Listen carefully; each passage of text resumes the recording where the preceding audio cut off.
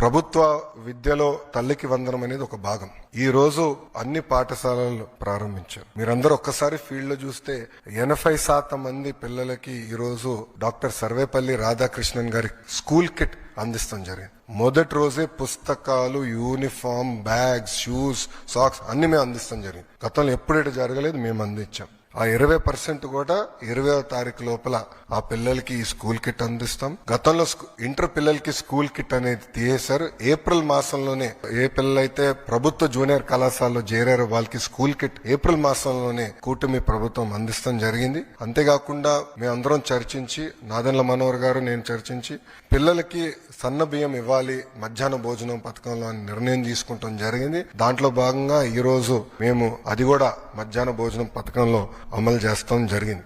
మూడో చాలా కీలకమైన సంస్కరణ మేము తీసుకొస్తాం. అదేంటంటే 1 క్లాస్ 1 టీచర్ మోడల్. ప్రాథమిక పాఠశాల అంటే ప్రైమరీ పాఠశాలలో ఒక్కసారిగా చూస్తే కూటమి ప్రభుత్వ అధికారంలో వచ్చినప్పుడు కేవలం 1200 పాఠశాలలు 1 క్లాస్ 1 టీచర్ ఉన్నాయి. అంటే ఫస్ట్, సెకండ్, థర్డ్ గ్రేడ్ ఉంటే ఒకే టీచర్ ఉండేవారు. సో ఒక రూమ్ లో ఒక్కొక్క మూలలో, ఇక్కడ 1వ తరగతి పిల్లలు కూర్చోబెట్టి, రామ్మూలలో 2వ తరగతి పిల్లలు కూర్చోబెట్టి, ఇక్కడ 3rd క్లాస్ పిల్లలు కూర్చోబెట్టి ఒకే టీచర్ ముగ్గురికి పాఠాలు చెప్తారు. మళ్ళీ లెర్నింగ్ అవుట్కమ్స్ ఎలా వస్తాయి? అందుకే 1 క్లాస్ 1 టీచర్ మోడల్ మేము తీసుకొచ్చాం. ఈ రోజు నేను గర్వంగా చెప్పుకెళ్తున్నా, 9600 పాఠశాలలు 1 క్లాస్ 1 టీచర్ కూటమి ప్రభుత్వం తీసుకొచ్చింది. అంటే 8 టైమ్స్, సుమారుగా 7.5 టైమ్స్ మేము పెంచాం.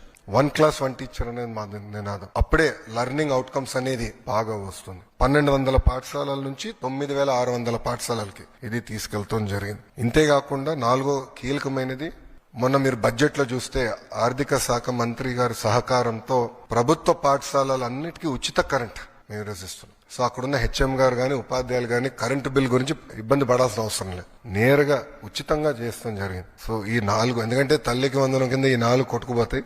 అట్లా కాకుండా చాలా కీలకమైన డబ్బులు ఇస్తామే కాదు, పిల్లల్ని బాగా చదివించాలన్న బాధ్యత మేము తీసుకున్నాం. మీరు చూస్తే అసెంబ్లీలో నేను గ్యారంటీడ్ ఎఫ్ఎల్ఎన్, భారతదేశంలో ఏ రాష్ట్రం అలాంటి నిర్ణయం తీసుకోవాలి, మేము తీసుకున్నాం. వి విల్ గ్యారంటీ ఎఫ్ఎల్ అనేది. అది చెప్తాం చాలా తేలికైంది. దానికి సంస్కరణలు తీసుకురావాలి, దానికి మొత్తం సిస్టమ్ సెట్ చేయాల్సిన అవసరం ఉంది. మీరు కూడా చూస్తే ఇప్పుడు టీచర్ ట్రాన్స్ఫర్స్ కూడా జరుగుతున్నాయి. నేను ఆన్లైన్ మెకానిజం పెట్టాలనుకున్నా, ఉపాధ్యాయులందరూ లేదు మాన్యువల్ పెడితే బాగుంటుందని కోరటం జరిగింది. నేను మా ఎమ్మెల్సీలు అందరితో చర్చించిన తర్వాత మాన్యువల్ మెకానిజం మేము రివర్ట్ అయ్యాం. దానివల్ల వాస్తవంగా ఆలస్యమైంది. ఏంటంటే నా లక్ష్యం ఏంటంటే పిల్లలు మొదటి రోజు స్కూల్కి వెళ్ళినప్పుడు ఆ సంవత్సరం ఉన్న టీచర్లు వాళ్ళు మొదటి రోజే వస్తారనే లక్ష్యంగా పెట్టుకున్నాం. కానీ అది సాధించలేకపోయా. దానివల్ల నేను చాలా బాధపడుతున్నా. అధికారులందరూ అహర్నిశలు కష్టపడుతున్నారు. మండే కల్లా మొత్తం ఈ టీచర్ బదిలీలన్నీ కూడా పూర్తి చేసి ఈ మొత్తం వ్యవస్థ స్టెబిలైజ్ అవుతుంది. వచ్చే సంవత్సరంలో 10th క్లాస్ రిజల్ట్స్ కానివ్వండి, లేదంటే ఇంటర్ రిజల్ట్స్ కానివ్వండి, ఆల్రెడీ ఒక మార్క్ చేసాం.